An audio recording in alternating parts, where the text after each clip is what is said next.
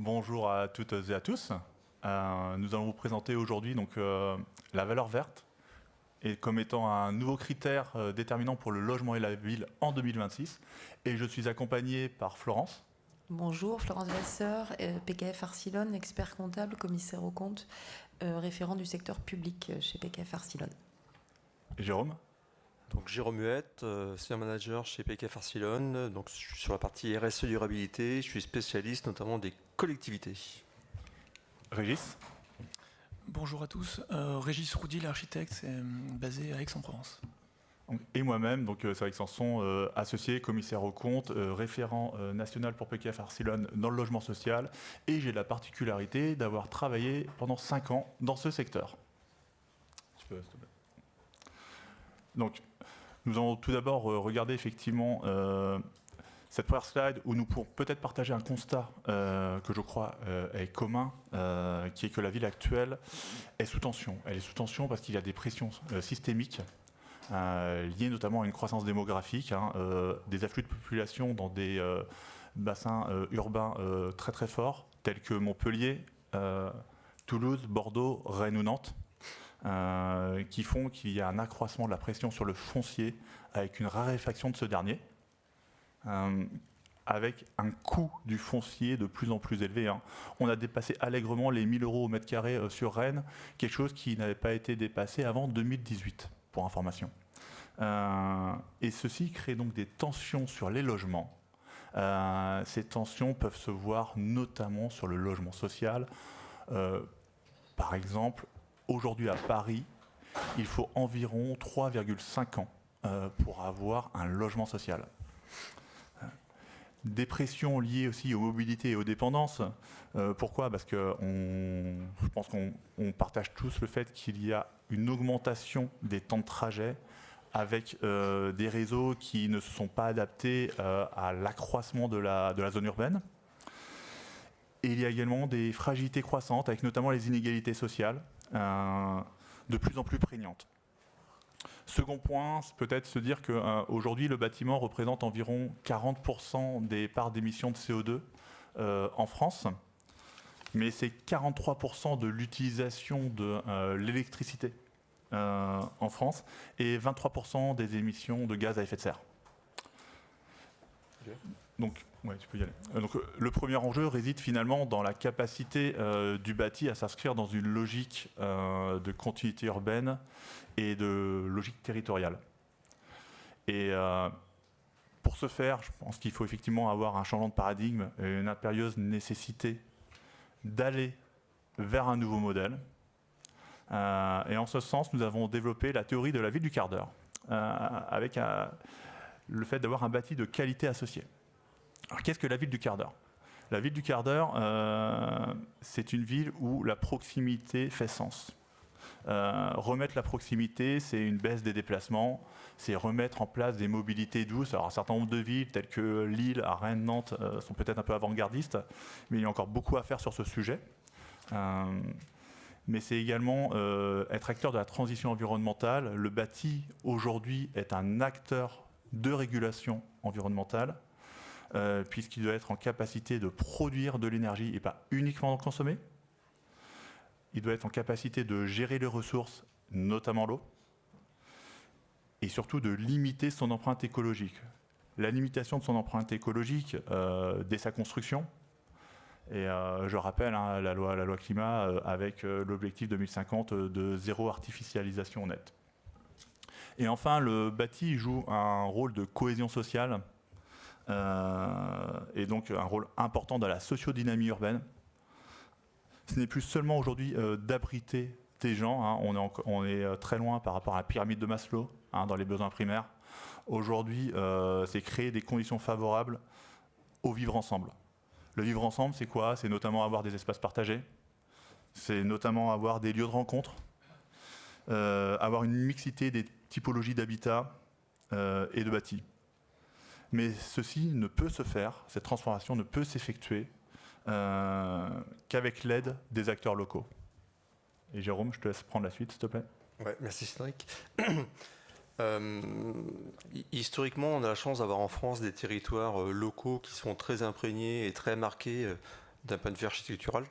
Je pense que tu pourras nous le dire tout à l'heure.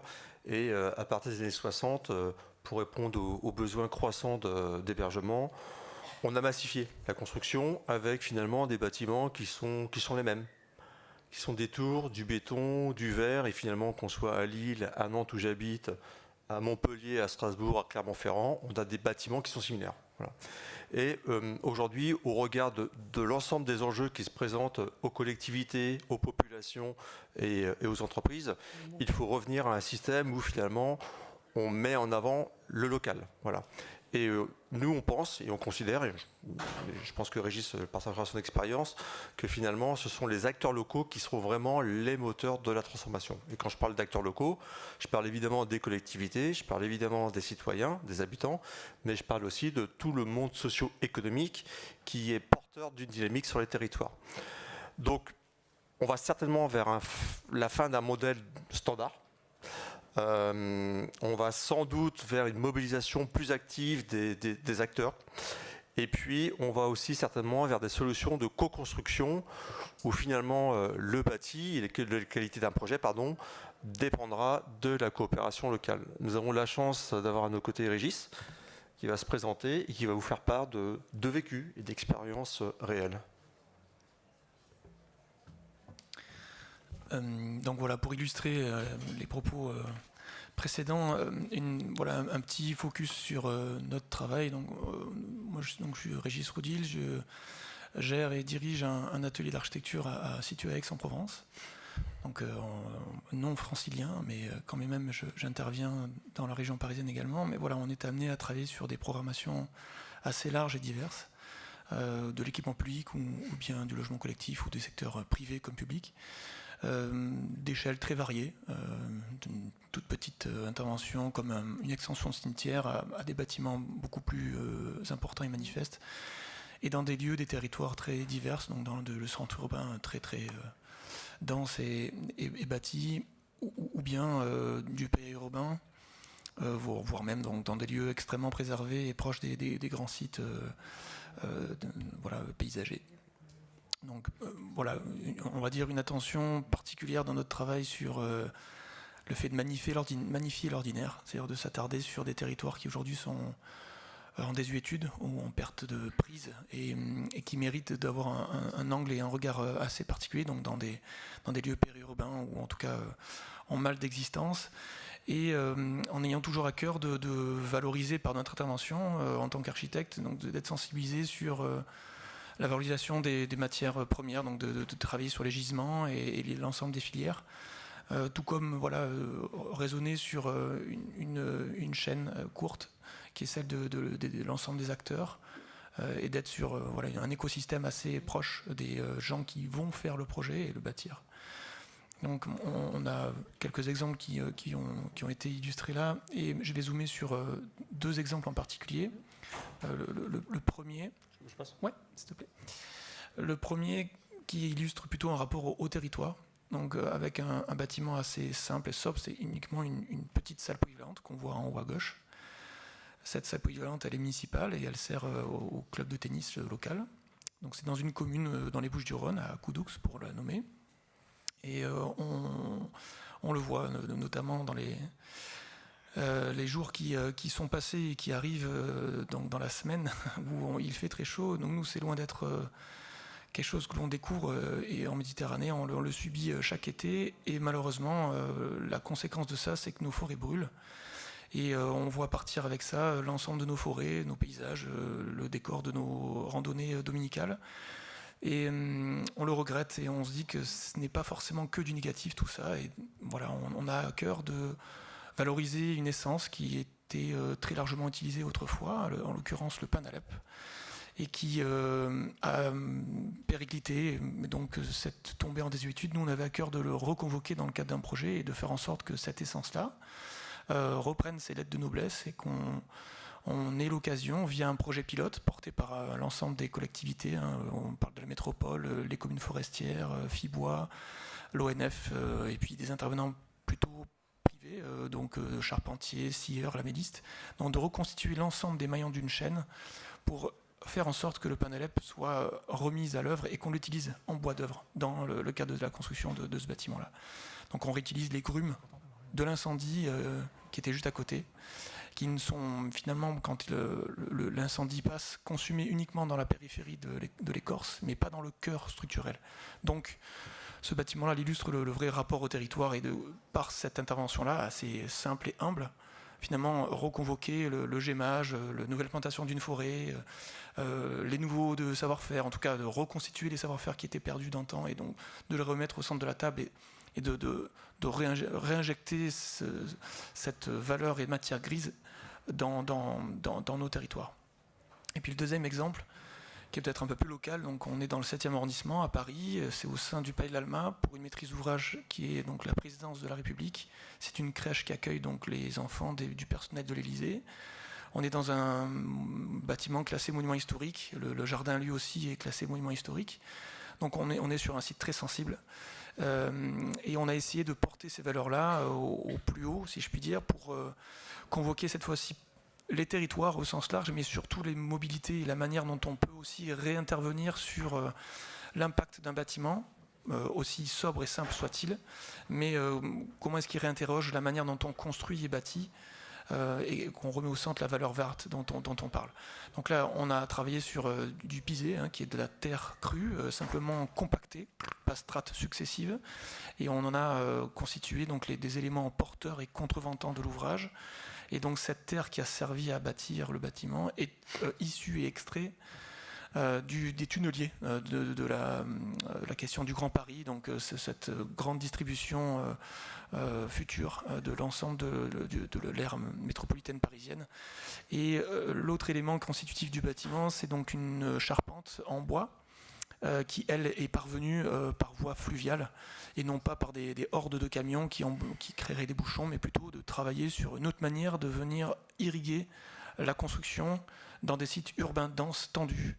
Et voilà, donc c'est aussi un engagement très fort, et le rapport aux mobilités semble être une vraie donnée pour améliorer la condition de vie dans nos villes.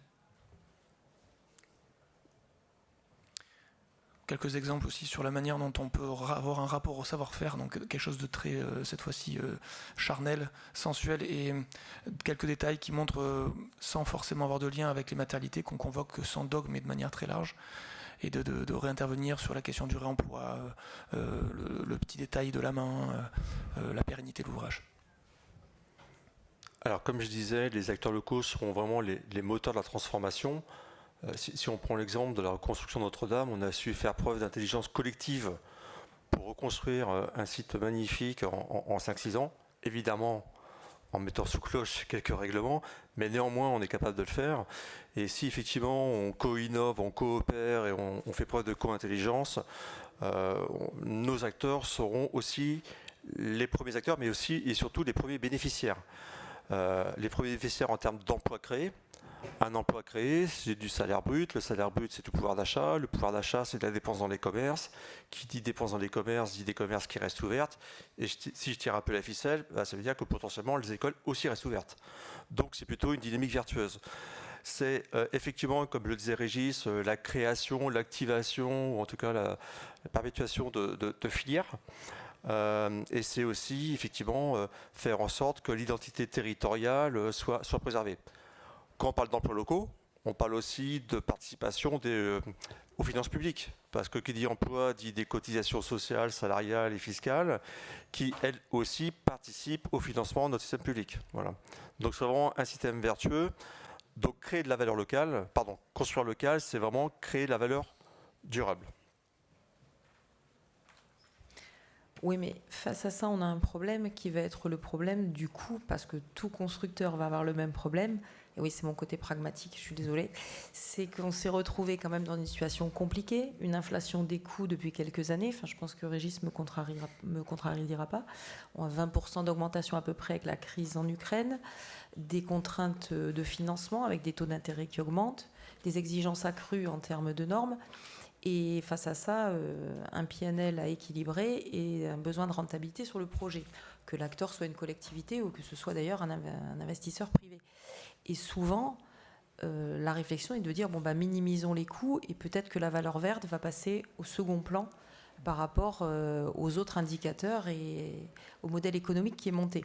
Donc c'est vrai qu'on a tous ces surcoûts qui sont envisagés comme des surcoûts à court terme.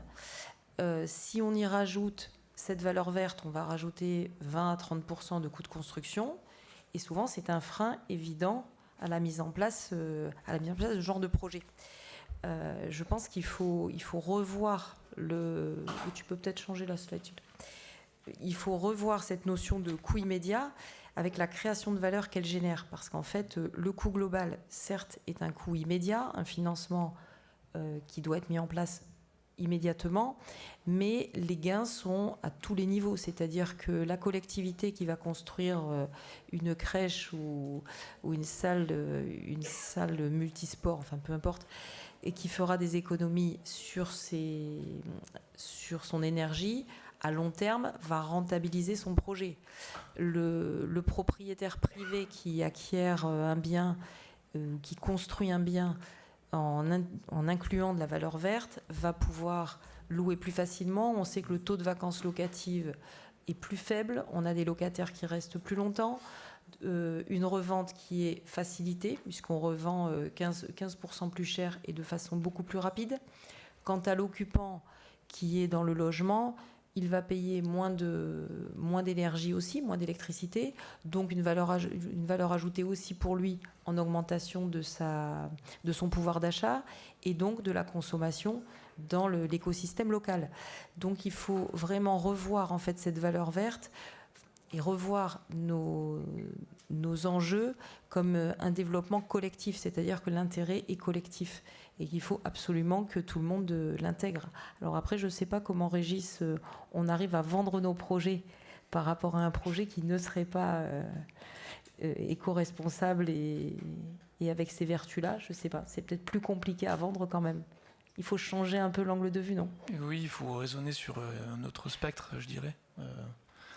Bon, il y a forcément une incidence, mais quand on raisonne sur un coût global et au long terme, les arguments deviennent différents et peuvent être écoutés par le public autant que le privé. Oui. Mais ça reste encore compliqué, je pense, et il faut vraiment changer l'angle de vue. Jérôme ? Alors, on en vient à la conclusion de la valeur verte. Pour nous, la valeur verte, c'est l'agrégat en fait de trois valeurs. Une valeur immobilière qui est effectivement liée à la valeur de l'actif, la structuration des filières, les emplois directs maintenus et créés, qui est également liée au pilier territorial, donc les emplois directs ou indirects générés, la dépense publique évitée, ça c'est important, par exemple un habitant qui voit son logement rénové d'un point de vue énergétique, c'est du pouvoir d'achat qui lui est restitué. Donc si c'est des pouvoirs d'achat qui lui est restitué, c'est potentiellement des chèques énergie en moins. Donc ça veut dire qu'on est dans un cercle où finalement la collectivité aura moins à participer à certaines dépenses. Si j'émets moins de CO2, c'est potentiellement une personne sur 1000 en moins qui sera asthmatique. Donc c'est potentiellement aussi des économies de dépenses publiques sur 20, 30 ou 40 ans. Donc c'est le pilier immobilier qui est plutôt lié à l'outil, au bâti en lui-même. C'est le pilier territorial qui est plutôt lié à l'écosystème, au territoire et aux entreprises. Et c'est effectivement le pilier social avec des sujets de pouvoir d'achat, de confort, de santé, de sûreté et de cohésion sociale. Je travaille sur un projet à Nantes où une tour des années 60, bâtiment un peu fatigué, des logements petits, énergivores, avec un quartier qui a perdu en attractivité. Et puis quand on discute avec les habitants de la valeur verte, lui il nous dit « je parle de froid, j'ai des charges qui explosent et j'ai un cadre de vie qui se dégrade ». Finalement, avec le projet de réhabilitation, on arrive, on rénove, on isole, on transforme les logements, on ajoute des balcons, on retravaille les espaces. Et là, l'habitant nous dit « avant, je subissais mon logement, aujourd'hui, j'y vis ». Donc la valeur verte, c'est vraiment l'agrégat de ces trois éléments. Et aujourd'hui, nous, sans faire de pub, chez PKF, on est en capacité de le calculer factuellement. Que ce soit une contribution directe, une contribution indirecte ou bien une dépense publique évitée. Des questions ? Question ? Tac. Oui, monsieur.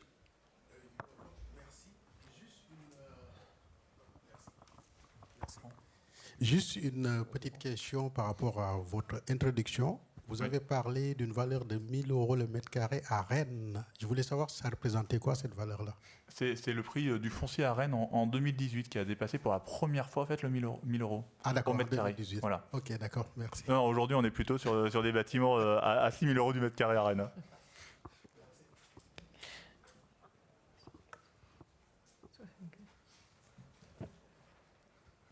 Bonjour, la question à l'architecte, juste pour savoir à peu près combien de temps la filière bois a pris pour se mettre en place, quels sont les acteurs qui étaient concernés. Alors vous les avez listés, mais qui a été un peu à l'initiative? Est-ce que c'est quelque chose qui est durable? Est-ce qu'il y a maintenant, ça a été calculé, vous dites que vous pouvez calculer la valeur, mais est-ce qu'il y a des filières qui ont été développées? Oui, très bonne question. Alors nous, en tant qu'architecte, on n'intervient évidemment pas à l'amorce, mais dans un point médian. Donc c'est un travail de longue haleine, hein, ça, je pense, initié par une personne qui s'appelait Monsieur Gaujard, et qui s'est entouré d'un certain nombre d'éléments. Donc quelqu'un qui est très sachant sur la question du bois et de la construction de bois. Et qui s'est entouré, donc je parlais de la métropole, je parlais des communes forestières, de Fibois, en gros une collection de collectivités d'intervenants institutionnels, et qui ont réussi à converger pour faire en sorte de mettre en place les outils, autant la recherche, pour pouvoir faire valider les essais qui étaient faits avec le CSTB pour faire en sorte que le bois Panalep soit en bois d'œuvre. Donc ça a pris beaucoup de temps, beaucoup d'énergie pour chacune des parties. Et on arrive avec ce projet-là que je vous ai montré, qui est un projet pilote, qui est, on va dire, le deuxième projet qui a été réalisé. Le premier était un privé pour une chèvrerie, donc qui n'accueillait pas d'humains. Donc là, c'était un ERP, et qui devait passer un certain nombre de filtres, y compris avec les bureaux de contrôle, pour rendre cette chose-là viable. Et ce qu'on voit, c'est que c'est un essai, disons, concluant, et qui a appelé d'autres projets. Nous, par exemple, on a continué de travailler sur cette filière-là, toujours avec le Panalep, sur la même commune, mais sur une extension de groupe scolaire, donc avec une échelle plus importante, toujours à l'échelle d'un ERP. Et donc on l'a livré il y a 3 mois, donc c'est tout frais, et où on a encore essayé d'amener le curseur un peu plus loin sur ces questions d'engagement. Voilà, Panalep est un exemple. On a déjà fait aussi ça sur notamment le Douglas dans l'Ain, mais qui était déjà une filière très largement constituée, donc on s'est immiscé dans cette chaîne-là qui existait. Et aussi dans le Pin des Landes. Donc c'est avec ces expériences-là qu'on a réussi à mettre en place ça pour le Panalep. Et oui, votre question c'est est-ce que c'est pérenne? Oui, ça l'est, ça le sera. Et ça en appellera d'autres, j'espère. Il y a des confrères qui travaillent aussi sur cette question-là. Et là, on remet le couvert cette fois-ci sur le cyprès, qui est une essence extrêmement qualitative et qu'on ne connaît quasiment pas. C'est un bois exotique, disons, local. Hein. C'est un classe 4 pour sûr, quasiment classe 5. Donc c'est vraiment incroyable. Très méconnu, et on va le mettre en place dans 2 projets différents. L'un pour une vigie, donc pour surveiller les massifs forestiers, et l'autre sur un banc des pêcheurs sur une aire, on va dire sur un quai de port. Donc voilà, c'est je pense quelque chose de pérenne et qui structure la filière, et voilà, que ça emporte une partie de l'économie. C'est pas par un petit projet on peut avoir un grand impact malgré tout. Si je peux me permettre de rebondir sur la filière bois, les acteurs locaux du bois sont vraiment des entreprises qui sont vraiment au service de la résilience de leur territoire, que ce soit sur l'utilisation de la ressource locale, mais aussi sur l'emploi que ça génère.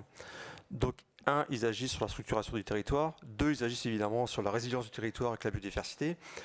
Et on a des entreprises très innovantes. J'ai en tête un client qui a développé le fait de faire des charpentes lamellées collées en pin maritime des Landes.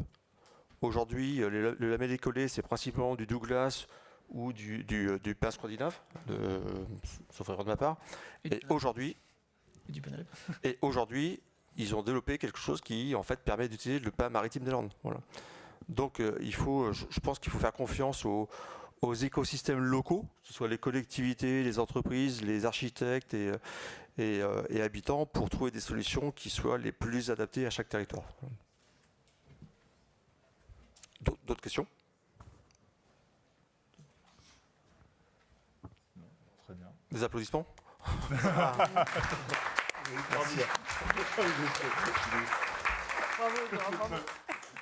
Merci à vous. Ah, pardon. On a